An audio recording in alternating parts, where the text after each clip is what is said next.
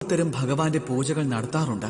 ആരാധിക്കുന്നു, മന്ത്രങ്ങൾ ചൊല്ലുന്നു, പിന്നെ ക്ഷേത്രങ്ങളിൽ പോകുന്നു, മണിയടിക്കുന്നതാണ്, ഭഗവാനെ ഉണർത്തുകയും ചെയ്യുന്നു, അല്ലെ? അപ്പോൾ നമ്മൾ പറയാൻ തുടങ്ങുന്നു നമ്മുടെ എല്ലാ പ്രശ്നങ്ങളും. എന്റെ ഭഗവാനെ, എനിക്ക് എന്തുകൊണ്ടാണ് ഇങ്ങനെ സംഭവിക്കുന്നത്?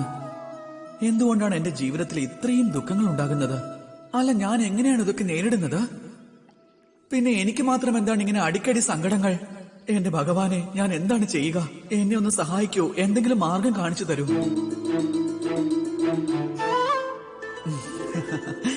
വന്നാലും ഞാൻ നിങ്ങളോട് ചില ചോദ്യങ്ങൾ ചോദിക്കാം.